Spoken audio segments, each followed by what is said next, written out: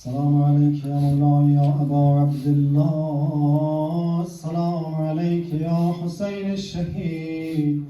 السلام عليك وعلى جدك رسول الله وعلى جدتك خديجة الكبرى وعلى أبيك أمير المؤمنين قائد غر المحجلين وعلى أمك فاطمة الزهراء سيدة النساء العالمين وعلى أخيك الحسن المجتبى وعلى أئمة من ولدك الطيبين الطاهرين المعصومين جميعا ورحمة الله وبركاته. السلام عليك يا مولاي يا بقية الله يا صاحب العصر والزمان.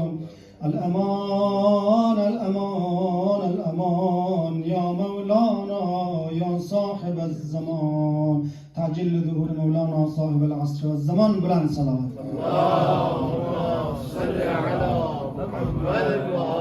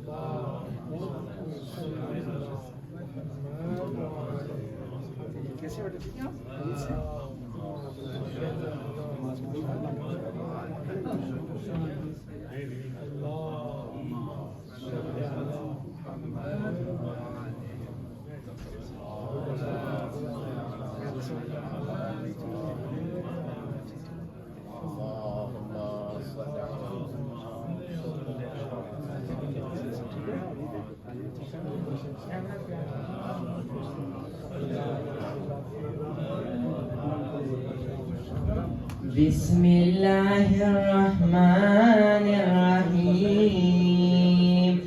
اللهم صل على محمد وآل محمد.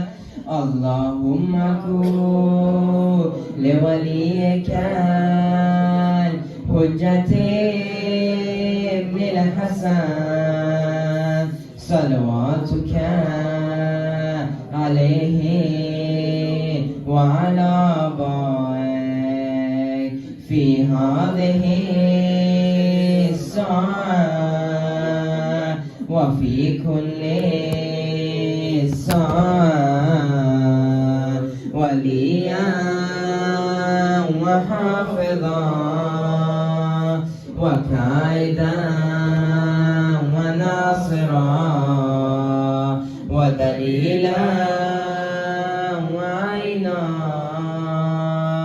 حتى تسكنه أرضك طوعا وتمتعه فيها طويلا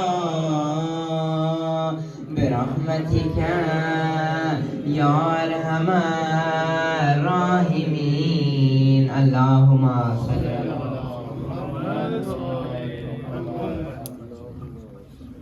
एक मोमना बीमार उनकी सेहतयाबी के लिए 5 दफ़े साइद की तिलावत करें। बिस्मिल्लाहिर्रहमानिर्रहीम। अम्मा युजीबु मुस्तर्र इज़ा दअा व यक्शिफु अस्सूअ। अम्मा युजीबु मुस्तर्र इज़ा दअा व यक्शिफु अस्सूअ। अम्मा युजीबु मुस्तर्र इज़ा दअा व यक्शिफु अस्सूअ। अम्मा युजीबु मुस्तर्र इज़ा दअा व यक्शिफु अस्सूअ। अम्मा युजीबु मुस्तर्र इज़ा दअा व यक्शिफु अस्सूअ। खुदा इस मोमना को सेहत कामिला व आजिला अता फरमा, तूल उम्र अता फरमा, इसे सेहतयाब होकर खानवादे की तरफ पलटने की तौफीक अता फरमा।